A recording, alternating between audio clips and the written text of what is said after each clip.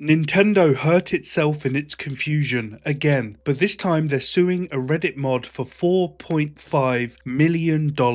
This isn't about collecting money, this is another act of aggression. It's just what Nintendo does now. They sue fans, they kill tournaments, they take down emulators, and patent basic game mechanics to scare off other studios. Years of this, and it just keeps getting worse. So who is this Reddit mod? He goes by Archbox. He ran a Switch piracy subreddit and allegedly promoted something called free shops. Basically pirate game stores where you could download Switch titles for free. And look, piracy's piracy, I'm not defending it, but Nintendo's actions in response are insane. They sent cease and desist letters, he ignored them. They filed a lawsuit, he ignored that too. I can't say I blame him because who can afford to fight Nintendo's legal team? So now, Nintendo's asking a judge for a default judgment. He didn't show up to the court date, which means they can ask for whatever amount they want. And what they want is $4.5 million.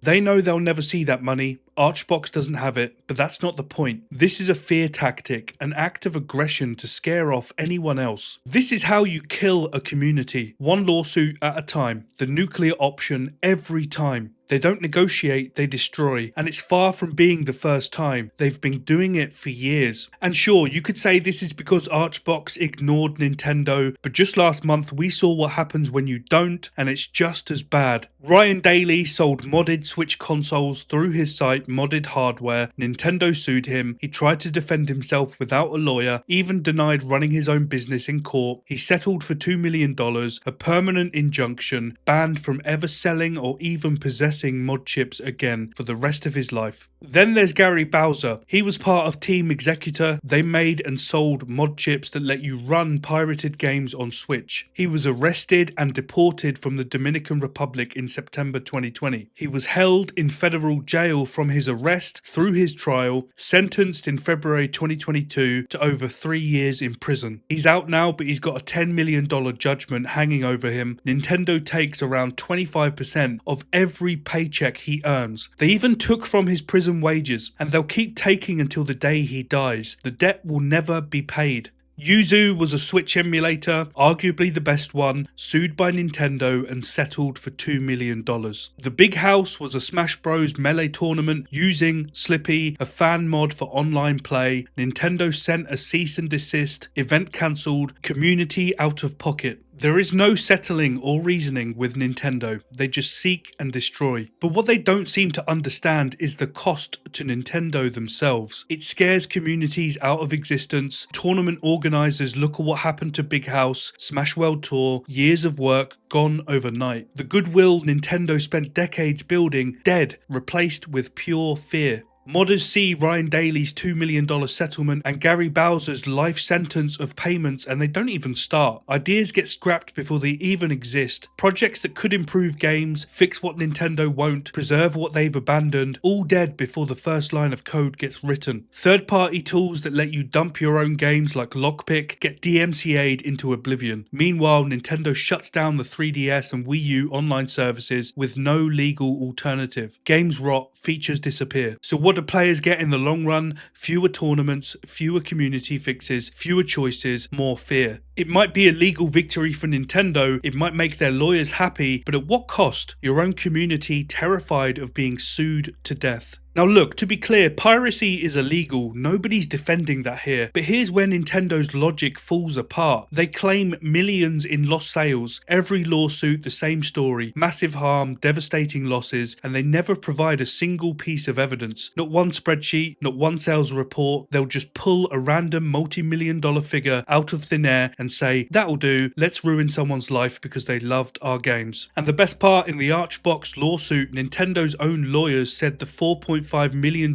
is nowhere near what they deserve. They think they're being generous. They could ask for more, but they're showing restraint by only demanding an amount that will financially destroy the guy forever. If the maths never have to add up or even be proved, the punishment can be anything. The most pathetic part of this is Nintendo knows they'll never see this money. They're not doing it for the money, they're doing it to create fear, to show their power, how big and strong they are. $2.4 million, $4.5 million, prison plus lifetime payments. The headline is the point. These numbers don't need to be collected to be effective. They just need to exist, and they work. Platforms preemptively block projects before Nintendo even asks. Events give up, developers abandon years of work. The point is only to scare anyone else who even dares to daydream about a mod for Zelda. But it's not just about players paying the price, developers are too. I covered it before. Nintendo are seemingly at war with the entire gaming industry. It's bizarre, I don't think we've ever seen anything like this. Which quickly brings us to those patents. In September 2025, Nintendo secured patents on summoning companions and mount mechanics, basic gameplay systems that have existed in games for decades. They filed those patents after Palworld became the biggest game on Steam, then sued, forcing Pocket Pair to gut core features from their own game post-launch. The same aggression, different target. This time, it's not fans or modders, it's rival developers, anyone who dares innovate near Nintendo's IP. This isn't about protecting innovation, it's about control, market dominance, intimidation, fear. Patent the building blocks of games, then use those patents as weapons against anyone who competes. The crazy bit is, the rest of the industry figured out the secret years ago. Sega didn't just tolerate fan developers, they hired them. Christian Whitehead spent years making Sonic fan games and building his own custom engine. Sega noticed, brought him in officially, and he made Sonic Mania, one of the best reviewed Sonic games in decades, made by a fan, because that's what happens when you work with your community instead of nuking it. Bethesda built modding into Skyrim as a selling point. The game's been out for over a decade and people still play it daily because of mods. They even hired top modders to create official DLC. The community extends the life of their games for free. Larian openly welcomes Baldur's Gate 3 mods. They gave us a mod toolkit. CD Projekt Red provides those same mod tools and thanks modders in their patch notes. These companies understand that fans making content for your games isn't a threat, it's free development and marketing. And tournaments. Valve and Riot let fan-run esports scenes flourish. They support them, partner with them, build ecosystems around them, because they understand that passionate communities make their games bigger, not smaller. The result is these games live on well past their shelf lives, communities that thrive, goodwill that translates into sales. But Nintendo, they refuse to see it. They won't change, it's only going to get worse. The irony is Nintendo's franchises survive because of passionate fans, people who've loved Mario and Zelda for decades, who run tournaments, who create mods, who keep 20-year-old games alive, and Nintendo's response is to systematically destroy that passion. Should someone running a piracy subreddit face consequences? Sure. Should those consequences be financial annihilation for life? At what point does punishment stop being justice and start just being cruelty? Nintendo's whole business is built on nostalgia. We built their goodwill, decades of loyalty, buying their consoles, buying their games, and now they're spending it to crush the people who love their games the most. At some point, that goodwill runs out, and for me, it already has. Thank you so much for watching, appreciate you. Please make sure to like, comment, and subscribe to support the channel, and also click that hype button. It's free, it costs you nothing, but it means the world to me. Thank you once again, I'll see you in the next one.